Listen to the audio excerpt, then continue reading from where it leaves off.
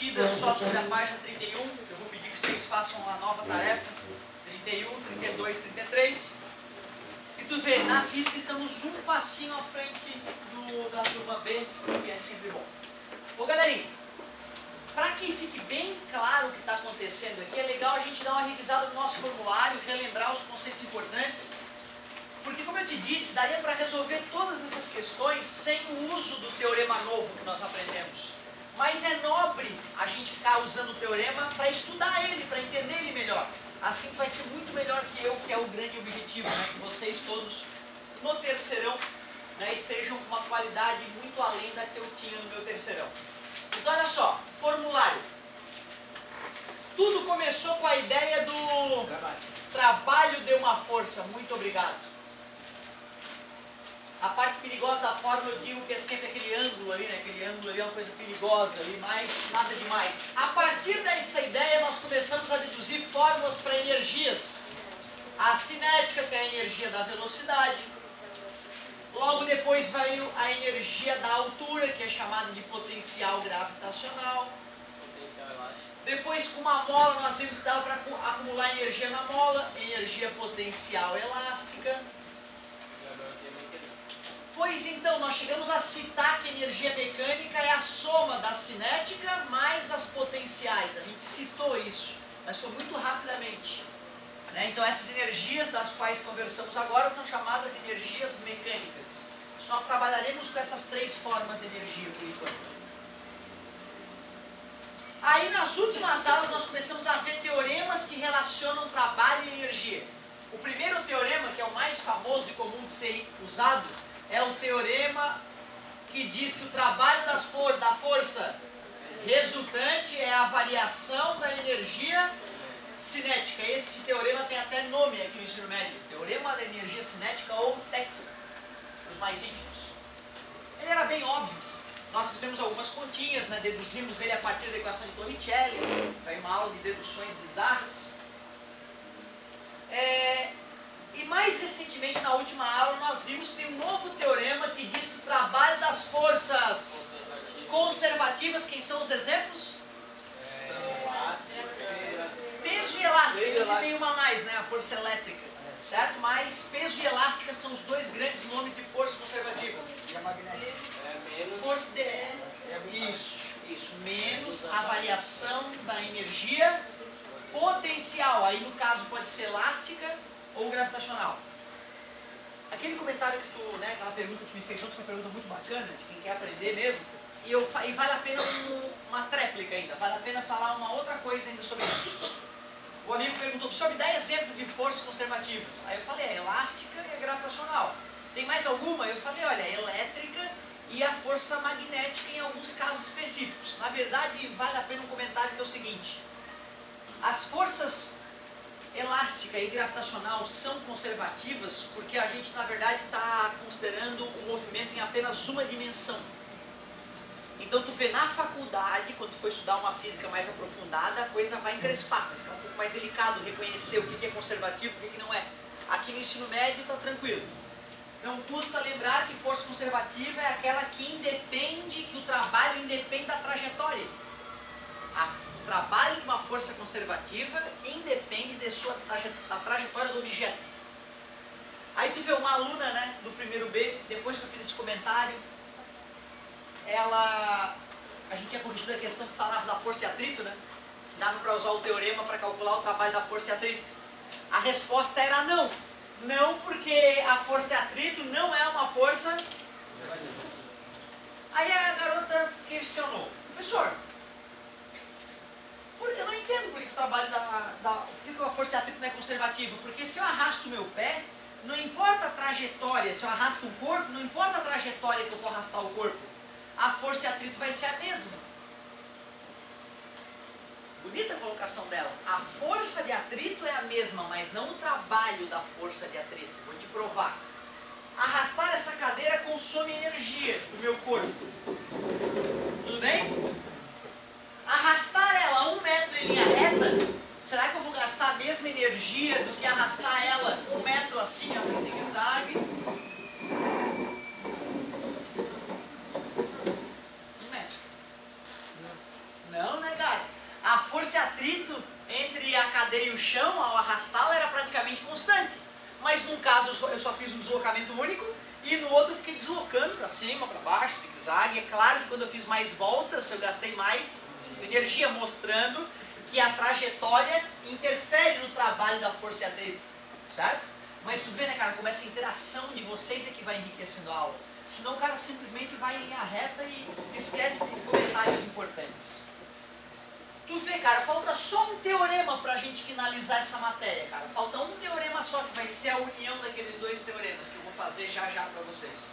Mas aqui falta 5 questõezinhas, 4 questõezinhas, que a gente começou a corrigir na aula passada. Vamos que vamos! Página 30, questão 5, volume 3. Uma criança parte do lado do tobogã. Muito legal, né? Oh. E chega a sua base. A criancinha estava ali, agora chegou ali na base.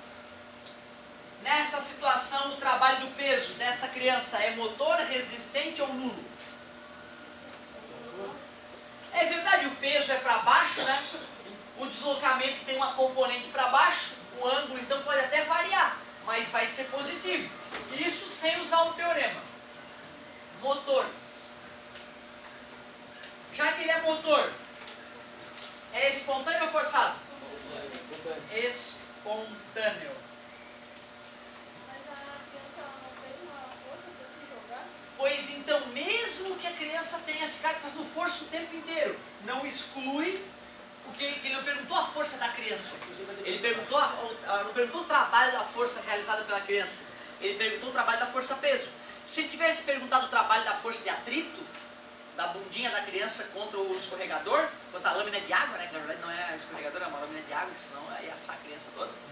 E aí então eu diria que o trabalho é negativo nesse caso, que à medida que ela desce, né, a força de atrito segura ela um pouquinho, certo? Então o trabalho seria negativo, mas ele pediu o trabalho do peso da criança. Só que tu vê, não foi muito nobre a minha solução porque eu não usei o teorema. Vamos usar o teorema para provar isso? O trabalho de forças conservativas, por exemplo, o peso, é menos a energia potencial final, menos a energia potencial inicial. Trabalho do peso nesse caso é menos, já que a altura é zero, qual é a energia potencial gravitacional final? Zero. Menos a energia potencial inicial. Concorda que ele tinha energia no início, já que ele tinha altura?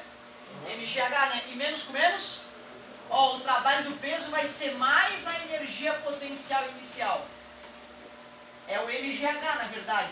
Nós não tínhamos discutido que o trabalho da força-peso é o mgh. Então tu vê, eu conseguiria matar a questão sem conhecer o teorema. Mas é legal tu poder aplicar o teorema e descobrir o trabalho da força-peso, sim, é um resultado positivo. Logo é motor, trabalho motor, logo o movimento é espontâneo. Eu demorei a entender essa história de espontâneo e forçado. Espontâneo é algo que ocorre sem soltar o objeto e ele vai se deslocar sem ninguém fazer nada. Então, ó, na queda, o trabalho da força-peso foi positivo. Claro, a força-peso foi para baixo, o deslocamento foi para baixo, o ângulo é zero. Concorda comigo? Trabalho motor, foi ou não foi espontâneo? Agora olha isso aqui, ó. Forçado foi esse trabalho. Eu é que ergui. Se eu não tivesse aqui para erguer, jamais levantaria. Pode chamar o paranormal, mal que for. Com o poder da mente ele jamais erguerá. Nunca ninguém fez e não fará. Certo? A menos que alguma mutação genética bizarra ocorra no ser humano, né? Mas não se esqueça, tem gente ganhando dinheiro por aí dizendo que faz as coisas levitar com o poder da mente. Não acreditem nessas pessoas. Certo? Vocês concordam então que o trabalho do peso foi negativo? Como o foi para cima e para cima? Ah, não é a minha força. A força que eu fiz foi para cima, o deslocamento foi para cima. O trabalho da força que eu fiz foi positivo. Mas o peso estava empurrando para baixo. Então tu vê, né? Quando tu esquecer quando é que um movimento é forçado, quando é que ele é espontâneo, pegue um objeto no dia a dia e pense, opa, espontâneo ou forçado. Aí tu vai lembrar desse pequeno detalhe. Então estava tranquilo ainda, questãozinha teórica. Mais teórica do que qualquer outra coisa. Questão 6. Um avião decola. Papai, qual é a diferença de forçado e resistente? Não, na verdade, olha só. Quando eu falo trabalho motor ou trabalho resistente, eu estou falando se este trabalho está retirando ou ganhando, ou entregando energia para o objeto. Quando eu falo se o movimento é espontâneo ou forçado, eu já estou querendo saber se eu largar o objeto lá, ele vai se movimentar para aquela posição naturalmente, ou eu vou ter que levá-lo até aquela posição, certo? Então a tua pergunta foi boa, cara. Ó, nesse caso, o trabalho do peso foi positivo, motor, o movimento foi espontâneo. Nesse caso, o trabalho do peso foi negativo, resistente, o movimento foi forçado. E nesse caso, o trabalho da minha força foi positivo, foi motor, apesar do trabalho do peso ter sido resistente. Pode ter 1000 forças atuando. Algumas serão forças motoras, outras serão forças resistentes. Mas para que eu defina se o movimento é forçado ou espontâneo, eu tenho que saber o trabalho das forças conservativas. É elas que vão determinar se é espontâneo ou forçado. Beleza? Pode tirar. Claro. Galerinha. Ô galerinha, olha só. A questão 6 vai nos ajudar a elucidar ainda mais essa história desse teorema. Um avião decola e segue inicialmente uma trajetória retilínea de ascensão por 3 km. Já vi isso em algum lugar. 3 km o aviãozinho ficou andando em linha reta. Formando um ângulo de 30 graus com horizontal. Qual é a altura? É a metade. É isso aí. Poderia nobre fazer seno, cactoposto, hipotenusa, nobre, mas para 30 graus vale muito a pena decorar que cactoposto é metade da hipotenusa. 1,5 km. A energia potencial, tipo, se uma mola empurrar um objeto para cima seria espontâneo? Sim. É que eu vou ter que calcular. Vou ter que calcular a energia. Não, sim, mas tipo, se a mola empurrasse o objeto Sim. para cima seria espontâneo? Sim. Não, só... A colocação do amigo é muito importante, cara. Eu agradeço muito a tua colocação. Isso é muito importante o que tu falou. Se foi espontâneo, o aluno poderia questionar, mas professor, o trabalho da força-peso foi negativo nesse caso, como é que vai ser espontâneo? É que o trabalho da força elástica vai ser maior, certo?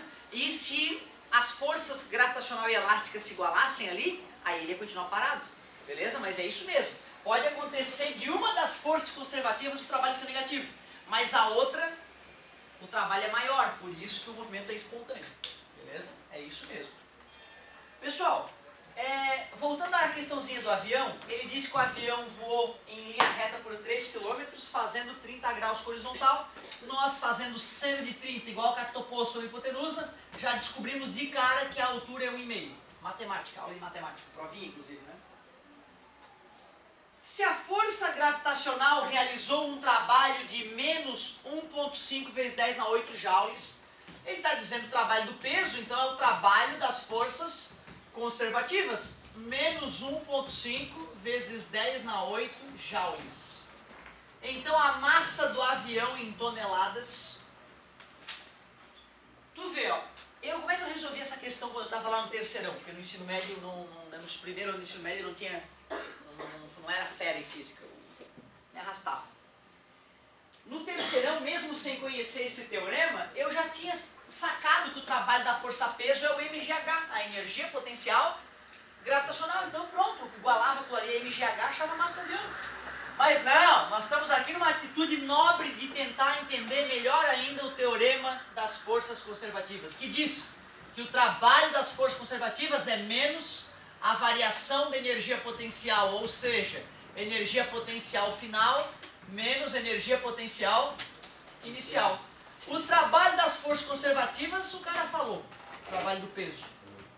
Menos a energia potencial final tem a ver com a altura, né? É o MGH. E qual é a energia potencial inicial já que o avião decolou do chão? Zero. Menos com menos, mais 1,5 vezes 10 na 8 é igual massa do avião, gravidade é 10 e a altura, qual é? 1.500, parabéns garoto. 1,5 vezes 10 na 3 para calcularmos no sistema internacional, que é metros, né? Tá multiplicando, passa 1,5 vezes 10 na 8 dividido por 10 com 10 na 3. 10 vezes 10 na 3, 10 na 4, obrigado. Matei a base, somos expoentes. 1,5 dividido por 1,5 dá 1. 10 na 8 dividido por 10 na 4, 10 na 4 mantém a base, subtrai os expoentes. 10 na 4 quilogramas são 10 mil quilogramas e como cada tonelada tem 1000 quilos, 10 toneladas o avião, que é um valor bem realista, né? Não é dos grandes, mas é um aviãozinho honesto já. Certo? 10 toneladas. Ficou positivo que eu multipliquei por menos 1 ambos os lados. Olha, aqui ficou positivo aqui também. Ou se tu preferir, eu poderia ter deixado aqui negativo. Ó, quer ver? Eu posso continuar aqui negativo. Aí esse número aqui fica negativo, está multiplicando, passa dividindo. E menos com menos na divisão, dá mais. Tu vê, mesmo que tu não faça aquilo que eu fiz, porque eu já te expliquei, né? Eu, quando tinha o igual lá, não tinha o princípio da igualdade na minha mente. Para mim tinha regras mágicas. Mais passa menos, do além, está multiplicando, passa dividindo. Quando o professor falava, vou dividir toda a equação por 2, eu pensava, que merda, o que esse cara está fazendo? Por que ele não multiplica por 0 e vai embora? Eu perguntava para mim mesmo, entendeu? Ele, vou dividir por 2 toda a equação, vou multiplicar por menos 1. Aí eu pensava mais uma vez, multiplica por 0 e vai embora, cara. Porque eu não aceitava que uma igualdade vai continuar igual depois que eu fizer a mesma coisa dos dois lados. Tu veio, eu tirava 10 nas provas, mesmo estando bitolado e tendo sido doutrinado, uma decoreba doentia, eu tirava 10, era o falso nota 10, eu te contei essa história 1000 vezes, né? Pra tu não te agarrar às decorebas. As decorebas é doença, não vale, não é legal. Mas tu vê, dava de ter na decoreba, tá menos, tá multiplicando, menos passa dividindo. Eu tinha optado por multiplicar ambos os lados da equação por menos 1. Se é igual, eu multiplico a esquerda por menos 1, multiplico a direita, tem que continuar igual. Foi por isso que o meu sinal aparentemente desapareceu. Nobre pergunta, manda. Por que foi isso aqui, né? Isso foi o seguinte, eu só comentei na hora que eu escrevi, tu vê, o cara... Isso aqui é 1500 metros. Massa, né? O H.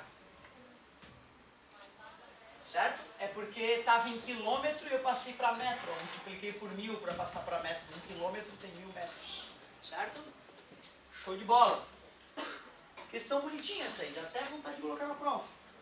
Mas o mais importante é tu perceber, no final das contas, né, se o cara lembra que o trabalho do peso é mgh, ele só iguala, né? Trabalho igual a mgh, já racha a massa do avião na hora, certo? Então a gente fez toda essa substituição para te deixar o teorema mais familiar. Essa questão 7 é bonitinha. Questão 7 que foi tomada pela questão 6. Questão 7 ela é bonitinha, essa questão, dá uma olhada. A gente já discutiu essa situação anteriormente, mas agora... teoricamente, tu tentou fazer sozinho, sem a minha ajuda, depois de muito tempo que eu fiz o comentário. Então, teria que lembrar muito bem do que aconteceu. Olha o que ele falou, galerinha. Tem a força F1 atuando no bloco 1, e esse bloco vai subir uma altura H. Antônio precisa elevar um bloco até uma altura H. Para isso, ele dispõe de uma roldana e de uma corda. E imagina duas maneiras para realizar a tarefa. Então, a figura 1 já está pronta.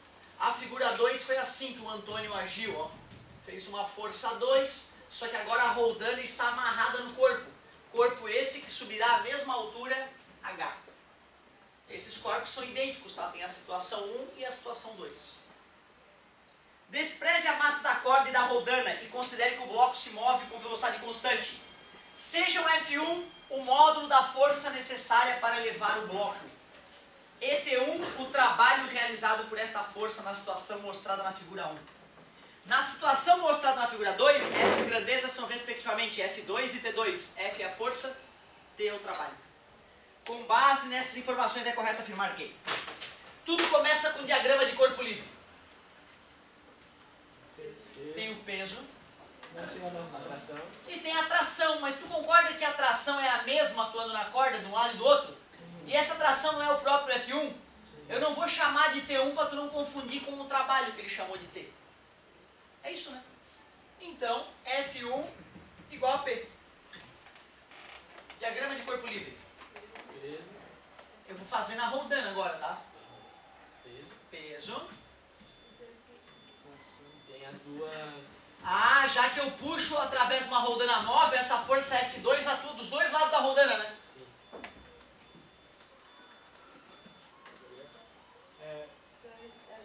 2F2, as duas forças para cima, é igual ao peso, logo F2 é P. Aceitável? Tudo tranquilo? Na verdade a gente já sabia disso só de botar o olho na figura e ver que uma rodana é uma móvel, né? Divide por 2, não era? Se eu quiser comparar uma com a outra, já que o peso é o próprio F1, eu posso escrever que F2 é F1 sobre 2.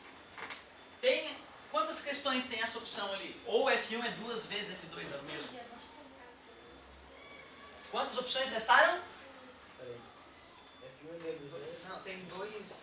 Que isso é a mesma coisa que isso, né, galera? F1 é 2 vezes F2. Tem assim, 2F1 é igual a F2. Também. 2F1 igual a F2 não serve. É a B, F1 igual a F1 igual a 2 B. F2. Mas não tem? Porque quando eu perguntei na outra turma, eles falaram que tinha duas opções ainda. Tem a D que é Tem a B. igual a Tem a B e a D. F1 igual a 2F2. Tem a B e a D. F trabalho é D. A B e a D. Mas por enquanto tem duas opções? Sim. É a D. Obrigado. Tem duas opções ainda ou não? Tem. Tem a B. Tá claro então que ainda não está resolvida a questão? Beleza, falta analisar o trabalho. Obrigado, amigo. Claro que tem gente que já pode ter feito o raciocínio, beleza? Por que o trabalho é igual? Eu aceito o teu... Porque uma vai gastar menos força, vai ter a outra, a distância vai ser maior. Parabéns, olha que legal. O amigo está consciente do que ele está falando. Ele falou que o trabalho é igual porque ele raciocinou. Nobre. Adorei. Outra forma de responder, professor?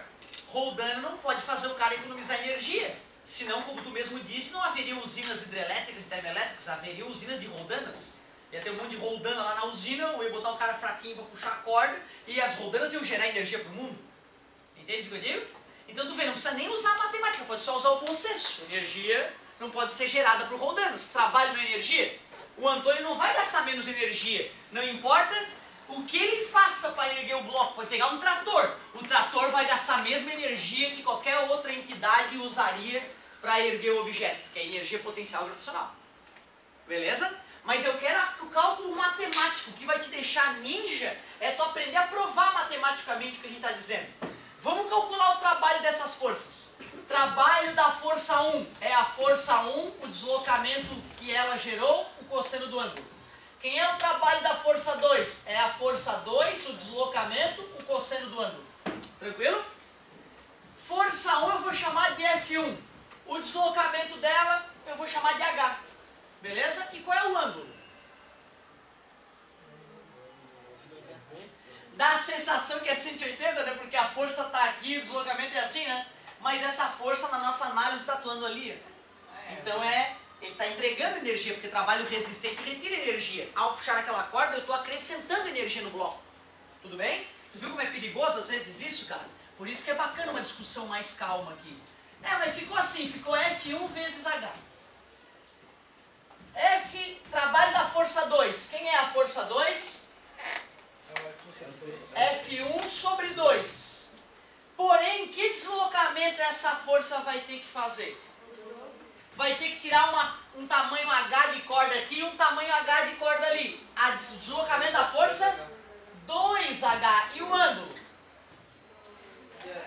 Né? Porque eu estou puxando na ponta da corda e estou deslocando a ponta da corda para cima. O ângulo é 0. Corta 2 com 2. Provamos matematicamente que a energia gasta numa situação e na outra é a mesma. Não daria para o aluno intuir isso, certo? Daria para o aluno intuir isso ou pensando como o amigo pensou, foi isso, ele pensou isso na mente dele, ele fez essa análise na mente. Ou daria para usar o bom senso da conservação da energia. Roldanas não entregam energia para ninguém. Ela só diminui a força que tu vai fazer, mas ela te responde, faz mais distância, puxa mais corda. Né? É a natureza cobrando a energia extra aí. Agora olha só. Agora ficou qual? Letra B. Para finalizar esta bela manhã, fazer aquele trabalhinho esperto. Professor, Pois não. posso doutor aí uma parte? Claro, cara, fica à vontade. A questão 8 fala o seguinte, ó, mais uma vez uma questão interessante para a gente perceber que não é obrigatório estar usando toda hora o teorema das energias das forças conservativas. Olha o que ele diz, tem um pequeno bloco de massa M que é largado do ponto A, como mostrado na figura, a partir do repouso. E o bloco desliza com atrito até o ponto B, nessa semicalota esférica de raio R. Ele diz que esse raio aqui é R. Ele fala que a altura do ponto B em relação ao chão é R sobre 3. Considerando G a aceleração da gravidade, calcule o trabalho realizado pela força-peso do bloco, trabalho do peso. Pois não. O raio não tá na diagonal? Né, mas isso aqui é um raio, isso aqui é um raio, isso aqui é um raio, né? É a variação. E isso vai ter a ver, a resposta vai vir através do teorema mesmo. Considerando G, o trabalho do peso, ele quer o trabalho do peso de A para B. Cara, ó, eu já te falei, o trabalho do peso é energia potencial gravitacional, MGH, acabou. É ridículo, vai fazer cabeça, MGH. Só que é menos nobre. O nobre é o cara tentar se acostumar com o maldito teorema. O trabalho das forças conservativas é menos a variação da energia potencial. O trabalho das forças conservativas é energia potencial final menos energia potencial inicial. Ah! mg altura final menos mg altura inicial. Trabalho do peso, que é a força conservativa no momento. Massa, ele falou que era m. Gravidade, ele falou que era g. A altura final, R sobre 3 menos massa. Gravidade, altura inicial, R. Altura inicial é R. Quanto é que é mgr sobre 3 menos mgr? Vocês deixam eu colocar aqui 3 sobre 3? 3 sobre 3 é 1 ou não é? Sim. Mudou alguma coisa na conta? Não. O trabalho do peso é igual a menos 1/3 menos 3/3 menos 2/3 de mgr. E menos com menos? Mais o trabalho do peso deu 2/3 de mgr. Então, professor, Pois não. quando é peso, então sempre vai ser positivo o trabalho. Quando sobe, não. Só quando desce. Quando desce é positivo o trabalho da força-peso. Quando sobe, não. Afinal, o peso está todo para baixo, eu estou erguendo o objeto para cima, né? 180 graus. Beleza? Pessoal, olha como é que eu faria no meu terceirão. Eu faria trabalho do peso é mgh. Massa do cara, m. Gravidade, g. Que altura o cara caiu? Se o total é r e essa alturinha aqui é r sobre 3, é que ele caiu 2/3 de r, né? Pronto, já cheguei na resposta sem usar teorema nenhum. Próxima. Isso é que é legal, cara. Saber o teorema é nobre. Oh, show! Mas aí na hora do vamos ver, você tem 3 minutos para resolver a questão. Ficar usando o teorema tal, se ninguém vai ver. Ah, o trabalho do peso é MGH. Gol. Viu? Fica instantâneo. Por isso que também não adianta doutrinar o aluno a ficar usando o teorema e não explicar para ele que na prática o importante mesmo é lembrar que o trabalho da força-peso é MGH. É MGH. E o sinal, professor? O sinal tu usa o consenso, cara. Subiu, a força-peso atrapalhou, menos. Desceu, a força-peso ajudou, mais. Beleza? Fala, meu querido. Esse teorema tem mais aplicações, né? Cara, tem infinitas aplicações. Tem infinitas aplicações, essa é a verdade. Infinitas aplicações. Então, aí é que tá, né, cara? Muitos livros. Tem alguns casos que só dá pra fazer por esse teorema e não dá pra fazer pelo MGH? Uma questão discursiva, sim. Uma questão discursiva nobre, porque assim, aquela história que eu falei pra vocês, né? Eu acertava as questões, mas meus professores não faziam questão discursiva, que tinha que mostrar tudo. Às vezes era só uma letra idiota, faziam um cálculo ridículo ali no cantinho e gol. Se tu for pegar as provas das Olimpíadas de Matemática do Fundamental, como eu já te recomendei, tu vai perceber que tem algo escrito lá em cima que é assim, ó, sem justificativa não vale. Então tem um monte de criança ninja pelo Brasil afora que faz tudo de cabeça. Elas olham tudo, bota todos os ela gabarita a prova. Sabe quanto é que ela tira, essa criança? Ela tira 0 na Olimpíada. No IMPG não quer criança que saiba fazer conta sem saber explicar como ela fez. A gente quer um jovem que saiba fazer a conta e explicar para os outros o que ele fez. Por mais tosco, ele vai lá e explica e ensina a pessoa. É isso que é o importante, beleza? Então, vou te responder. Se tu for querer ser campeão olímpico de física, o teorema é imprescindível. Se tu for fazer vestibularzinho de particular por aí, não precisa nem saber o teorema, passa em primeiro.